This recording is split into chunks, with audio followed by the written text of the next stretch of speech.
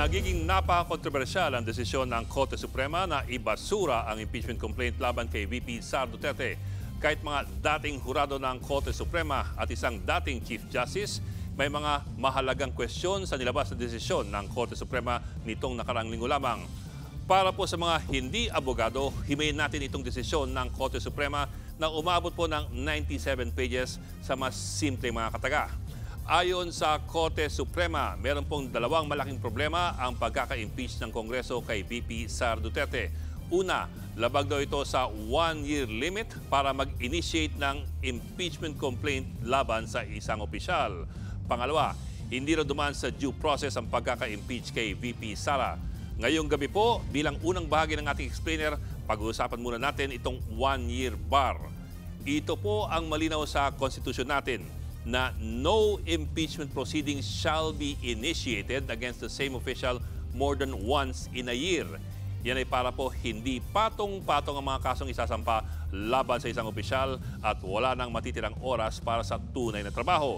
Pero siyempre, kung once a year lamang pwede magsimula ng impeachment proceeding, ang pinakamahalagang tanong, kailan ba ito matuturing na initiated? Pag meron bang nagsampa ng reklamo o pag nagbotohan na ba ang mga congressman? Yang tanong na yan po ang sentro ng kontrobersya sa desisyon ngayon ng Korte Suprema. Dahil dito sa desisyon ng Korte Suprema, binago po nito ang mga patakaran na Korte Suprema rin mismo ang naglatag noon pang taong 2003. Backgrounder po, November 2003 sa kasong Francisco versus House of Representatives, ito po ang ruling ng Korte Suprema. Ang impeachment proceedings ay considered initiated lamang pag ang reklamo ay nai-refer na o nabato na sa House Committee on Justice. Ito po kasi ang proseso. Ang reklamo ipa-file sa House Secretary General, tapos ipapasa sa opisina ng Speaker at pagkatapos i-refer sa House Committee on Justice. Ang ponente ng desisyong yun, si dating Supreme Court Justice at dating Ombudsman Conchita Carpio Morales. At sa interview sa Rappler nitong linggo lamang, pininindigan ni Morales ang desisyon ng Korte Suprema noon na ang definisyon ng initiation ay pag umabot na ang reklamo sa Justice Committee. Ito pa po, ayon sa konstitusyon, ang Kongreso mismo ang gagawa ng mga patakaran nito sa impeachment. Ngayon, taong 2010, pinagtibay pa ito ng 15th Congress nang naayon sa unang desisyon ng Korte Suprema. Rule 2, Section 2, impeachment shall be initiated by the filing and subsequent referral to the Committee on Justice. Pero ano nangyari sa kaso ni VP Sara? Meron pong tatlong unang sinampang impeachment complaints laban sa kanya, December 2, December 4 at December 19, 2024. Hindi po muna ito inakyat ni House Secretary General Reginald Velasco sa opisina ni Speaker Martin Romualdez dahil meron pa raw mga gustong humabol. Sa madaling salta, hindi po ito pinadala sa Justice Committee. At pagdating na ng Pebrero 2025, meron na pong ika-4 na impeachment complaint na pirmado ng higit 200 kongresista. Ito ngayon pong ika-4 ang ginamit at inaprubahan ng Kongreso at pinasa sa Senado. Pero ayon po sa bagong ruling ng Korte Suprema, hindi raw pwede yan.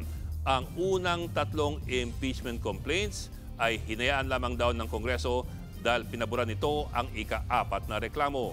Itong unang tatlong reklamo ang binibigyang halaga ngayon ng Korte Suprema kahit hindi po ito umabot sa Justice Committee. Wala raw karapatan ang Secretary General o ang Speaker na isantabi ang isang reklamo. Ayon sa Korte Suprema, kung ang isang reklamo ay hinayaan lamang at hindi inaksyonan ng Kongreso, doon na po magsisimula ang pagbibilang ng one-year ban. Dito po umaalma ang ilang dating hurado ng Korte Suprema. Bakit daw binago ng Korte Suprema ang mga patakaran na ito mismo ang gumawa sa Francisco versus House of Representatives noong taong 2003? Si Adolf Ascuna po ay dating Associate Justice ng Korte Suprema at member rin ng 1987 Constitutional Commission na bumalangkas nga ng konstitusyon natin.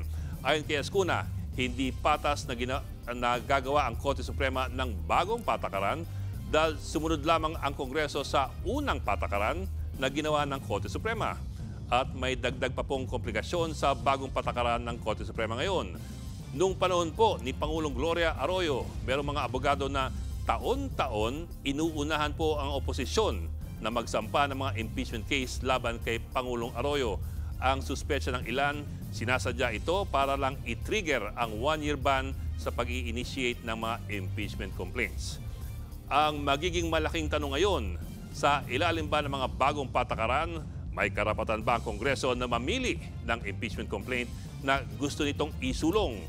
O nakatali na ba ang kamay nito sa kung sino ang una magsasampa ng impeachment complaint kada taon?